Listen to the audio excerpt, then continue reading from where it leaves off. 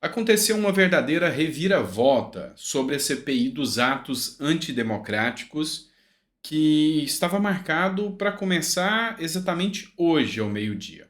Eu vou te explicar o histórico dessa CPMI, o que aconteceu hoje e o porquê ela não se instaurou. Alguns parlamentares se insurgiram e, inclusive, bradaram contra o Rodrigo Pacheco, que é o presidente do Senado.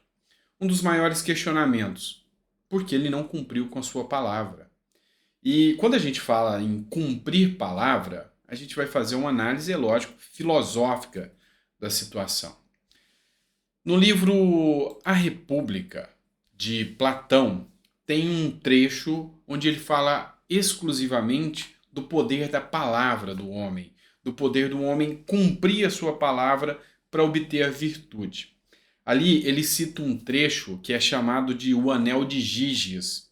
O que é o Anel de Giges? Foi um diálogo entre Glauco, que era irmão de Platão, sobre uma retórica com Sócrates. E ali ele falava o seguinte: um homem ganhou um anel, Giges, e esse anel tinha o poder de deixá-lo invisível. Assim ele poderia fazer o bem ou agir de forma a criar atrocidades. É lógico que ele fez as piores atrocidades que poderia se imaginar. Inclusive, matou o rei e o depois. A grande questão aqui é: Platão, nessa obra República, ele levanta a moral do ser político. O ser político, ele age de forma coerente ou incoerente pelo medo da repercussão, pelo medo da punição? E por que alguns políticos no Brasil não têm medo, não têm um anel de Giges, não ficam invisíveis, mas mesmo assim não se importam com a repercussão dos seus atos? Seria o anel da impunidade no Brasil? É bem provável que sim. Então bora começar de matéria? Vem comigo. Sou o Dr. Sandro Gonçalves, advogado, jurista, filósofo político, e é sempre um prazer poder estar aqui com você. Desculpe ter estendido um pouquinho nesse início, mas falar sobre filosofia também é bom. Olha só, ontem essa matéria da Jovem Pan trouxe a justificativa que os líderes do Congresso se juntaram mediante uma convocação de urgência do Pacheco para que não acontecesse a reunião conjunta hoje. Essa reunião aconteceu de portas fechadas ontem, e a tentativa do Pacheco foi com que não se instaurasse a reunião conjunta que instalaria a CPI dos atos antidemocráticos, ou CPMI dos atos antidemocráticos hoje. Ok, foi vencida. Os líderes disseram que queriam a reunião conjunta e que queriam que começasse a CPMI. Enfim, começa mais uma estratégia do Lula para que a CPMI não acontecesse. Lula fez com que a oposição ou seus aliados não comparecessem e assim não dá o que a gente chama de quórum, ou seja, tem que ter um número mínimo de parlamentares para começar. Então, como esses parlamentares não iriam comparecer, não daria quórum e não ficaria responsabilidade para Pacheco. Só que deu ruim. Por quê? Porque Lula não tem base no Congresso. Então começou toda uma discussão. Esse aqui é o Twitter do Diego Garcia, que é deputado federal. Postou isso mais ou menos 11h30, meio-dia. A sessão conjunta do Congresso Nacional já tem quórum suficiente para iniciar. Só falta o Rodrigo Pacheco iniciar a sessão. Vai ter CPMI de 8 de janeiro, sim. E começou a comemoração. Por quê? Porque dentro das regras da casa, a CPI teria que acontecer. Estava marcada, teve quórum, tinha a palavra do presidente da Câmara, mesmo Lula articulando para que isso não acontecesse, fazendo com que os líderes pressionassem, inclusive ameaçassem que retirassem os parlamentares dos partidos por meio de infidelidade partidária. O que é isso? Se um líder do partido, um dono do partido, como por exemplo o Bivar do União Brasil, se alguém vota contra o Lula e o Bivar fala que é para votar a favor, ele fala que essa pessoa foi infiel ao partido e esse político pode perder o mandato. Mas olha só, mesmo assim os políticos compareceram, os deputados compareceram, os senadores compareceram, tinha quórum e as assinaturas não foram retiradas. Ou seja, foi a primeira vitória. Essa vitória aconteceu. O coronel Meiro oficial fez também a sua postagem. Vai ter CPMI sim, quórum de deputados e senadores alcançados, ou seja, não tiraram as assinaturas e compareceram para a votação. Aí o Tomé Abdu, que também é um deputado federal da direita, fez a seguinte postagem, e várias mídias estão postando a mesma coisa. Urgente. Rodrigo Pacheco adia a sessão da CPMI do dia 8 de janeiro e beneficia Lula. Ou seja, estava marcado para hoje, dia 18, ele mandou para o dia 24, tá? Para o dia 24. Ou seja, ele deu mais uma semana de prazo aqui, mais um prazo para o Lula articular. Quem se manifestou também foi o Eduardo Bolsonaro, nas suas redes sociais, que colocou o seguinte: tínhamos todos os requisitos para a abertura da CPMI de 8 de janeiro, assim como o quórum para abrir a sessão conjunta do Congresso, segundo manda a lei. Porém, o presidente do Senado, Rodrigo Pacheco, decidiu ouvir o governo Lula e adiou pela segunda vez a sessão que abriria a CPMI dos atos do dia 8 de janeiro. Me causa uma certa estranheza essa situação, porque não é um argumento do Lula de que ele queria descobrir quem são os responsáveis.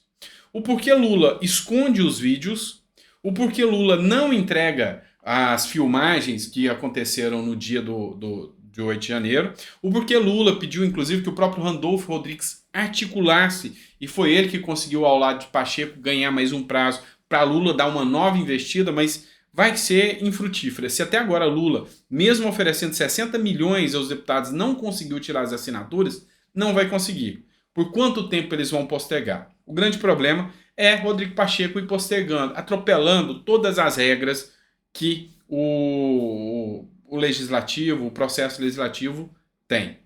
O Eduardo Girão também fez uma manifestação aqui. Eu não vou colocar o vídeo para não estender demais, que eu quero tratar de outras pautas aqui também. Mas, em suma, ele falou o seguinte: olha, não é hora de desânimo, muito pelo contrário. Da mesma forma que o Lula ganha prazo para articular contrariamente, os próprios senadores e a população e os deputados ganham também prazo para articular positivamente. Então é hora de fazer pressão e continuar pressionando, porque mais cedo ou mais tarde a sessão conjunta vai ter que acontecer. E como já determina a lei, como já determina o STF, não depende do Pacheco, depende do início da sessão conjunta. O que o Pacheco fez foi adiar a sessão conjunta, entendeu? Então, um dia, mais cedo ou mais tarde, ela vai ter que acontecer. E o que Lula quer é que ela aconteça sem assinaturas. Então, foi onde o Eduardo Girão, que é senador, disse: não vamos desanimar. E, por fim, o autor do requerimento, que é o André Fernandes, ele comprou mais uma briga aqui: obstrução total. Apenas obstrução. Não tem como prosseguir normalmente no Congresso, sabendo que centenas de inocentes continuam presos enquanto autoridades comprovadamente omissas estão livres. Se os parlamentares não pararem tudo, a CPMI não vai acontecer. Obstrução, obstrução. O que ele quer dizer quando ele fala obstrução? Ele quer que os deputados que assinaram a CPMI do dia 8 de janeiro não marquem presença para não dar quórum em nada que acontece no Congresso. Aí cutuca o Pacheco. Aí o calo aperta com o Pacheco. E isso, é lógico, vai depender dos senadores, que o Lira está querendo mais é que aconteça mesmo essa CPMI. Quem não quer que aconteça é o Pacheco, que, é lógico, está no cargo graças à articulação do Lula. Então, se os senadores obstruírem, pararem de assinar o quórum, obstrui tudo, para tudo, então o Rodrigo Pacheco se vê obrigado a instaurar a CPI, ou seja, a reunião conjunta que vai dar a CPI. Deu para ser claro aqui? Beleza. Agora eu vou partir para outra pauta aqui para a gente conversar. Gente, eu já falei para vocês, e isso não é novidade nenhuma, tá? Que eu analiso tudo. Porque se eu quero argumentar, se eu quero debater, eu tenho que conhecer os dois lados. Assim como eu li e leio Capitalismo e Liberdade, de Milton Friedman, eu tenho que ler o Capital de Karl Marx. Então eu tenho que rodar em todos os lados. E dentro da esquerda tem os extremistas, assim como na direita também existe. E tem os coerentes. E aqui é que começa a se separar o joio do trigo. O esquerdista, ele não acredita nas pautas de Bolsonaro, no livre mercado, no Guedes, e isso é a visão de mundo deles. Mas apoiar ditaduras, apoiar falas desastrosas do governo Lula, isso eles não fazem, mesmo sendo de esquerda. Existe gente assim, doutor Santos? Existe. Eu falei para vocês do Aldo Rebelo, que fez um vídeo criticando. Eu falei para vocês de vários outros aqui que fizeram vídeos assim. E tem um canal que se chama o Canal do Meio. Esse é o Pedro Doria. Eu já o sigo há muito tempo, porque ele tem pontos coerentes. Eu preciso entender como é a esquerda, afinal, tem até livros aqui para entender, e como eles pensam. Então, ele colocou um ponto aqui: comprar briga com os Estados Unidos, para quê? E aqui ele tece críticas coerentes e prudentes contra a atuação do Lula. Isso quer mostrar o quê? Pedro Doria, assim como o Portal do José, assim como vários outros influenciadores de esquerda, trabalharam muito para que Bolsonaro caísse e Lula entrasse.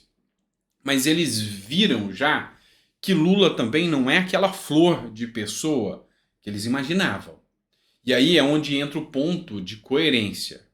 Não é porque eles não gostam de Bolsonaro que eles têm que passar pano no Lula. E por que eu estou trazendo isso? Porque Lula perde ainda mais uma importante base. Os influenciadores que fizeram sim com que Bolsonaro não conseguisse a reeleição, mas que, com toda certeza, agora já não apostam mais na ideia e na identidade do Lula Paz e Amor, como ele mentiu para todos, tá certo? Vamos lá, outra pauta importante. Teve uma reunião, né, uma audiência pública, que foi inclusive publicada no próprio canal do Lula oficial, dentre outros. Uma coisa me chamou a atenção. Em todo pronunciamento oficial, reunião oficial que Bolsonaro fazia, era de 40, 50, 70, 120, 300 mil pessoas assistindo. A de Lula tinha 3 mil. Acho que em um momento de pico chega a 5 mil. Você vê aqui no orgânico a diferença de popularidade. É interessante ver isso. Mas o que foi essa audiência, essa coletiva de imprensa de Lula, que aconteceu inclusive ao lado de Alexandre de Moraes? Lula comparece para falar sobre os ataques nas escolas, enfim, agora, depois de tanto tempo, para dizer que não concorda com as ações de colocar militares defendendo as escolas, de erguerem muros nas escolas. E o pior, sabe a quem ele atribuiu a culpa, além da extrema-direita, que ele sempre fala isso? Aos próprios pais. Pois é, a culpa dos ataques nas escolas é dos próprios pais. É dos próprios pais. Essa é a fala de Lula. E além dos próprios pais, também dos games. Assiste aqui comigo, é curto. Nós temos que pensar o que eu ensino para o meu filho dentro de casa. Quando meu filho tem 4 anos que ele chora, o que eu faço para ele? Eu dou logo um tablet para ele, estou aqui para você brincar. Sabe? Ensino logo um joguinho. Não tem jogo, não tem game falando de amor. Não tem game falando de educação. É game ensinando a molecada a matar.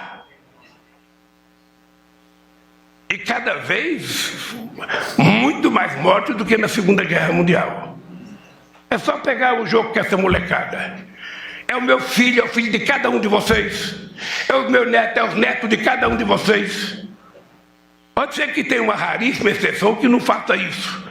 Mas eu duvido que tenha um moleque de 8 anos, de 9 anos, de 10 anos, de 12 anos, que não esteja habituado a passar grande parte do tempo jogando essas porcarias. Pois é, então agora a responsabilidade é dos games, né? Então vamos lembrar uma coisa. Há anos e anos, a população cresceu assistindo filmes de Rambo, assistindo filmes do Chuck Norris, guerra o tempo todo. Os games, é porque Lula deve ser do tempo da pré-história ainda. Mas na época do Atari, Super Nintendo, já tinha joguinho de luta, já tinha joguinho desse nível. Já tinha o River Raid, Chopper Commando. Você deve lembrar disso. Joguinhos de guerra. Pois é, nessa época não acontecia tanto assim. Então, assim, a desconexão da realidade desse cidadão ela é abissal, é gigantesca. E tem gente ainda passando pano. Incrível é que esses gatos pingados que estavam na live do Lula, Lula tá sempre certo, Lula é só amor, graças a Deus o amor venceu. Graças a Deus a desconexão está sendo mostrada. Isso sim, esse é o grande ponto. Agora nós vamos falar de Alexandre de Moraes, que estava do lado e também deu uma pérola. Sim, na minha visão filosófica, política e jurídica. Olha o que diz Alexandre de Moraes. É exatamente idêntico, diz Moraes, ao comparar ataques nas escolas com o 8 de janeiro. O ministro do STF defendeu ainda a regulação das redes sociais, é lógico que eles querem isso. Caso não haja regulação nas redes sociais, as plataformas continuarão a ser instrumento de ataques às escolas. Pontuou. Ponto de reflexão. Concordo que posts de ataques, posts incentivando, devem ser punidos e as pessoas incriminadas. Aí sim. Mas usar caixões de crianças, usar um fato tão grave para fazer política em cima disso e colocar o seu plano de poder em cima disso, isso não é legal. Me desculpem, mas isso não é legal. Isso não é o amor voltando, isso não é reflexão da democracia. Tem algo de errado nessa história. Não tenha dúvida disso. Tá certo? É isso, pessoal.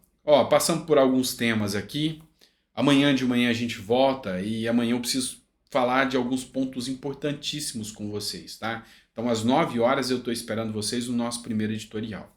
Coloca nos comentários o que vocês acharam dessa decisão absurda aí de que remarcou a CPI, mesmo tendo todos os requisitos. Você continua tendo credibilidade nas nossas leis, no nosso ordenamento jurídico, depois de tudo isso?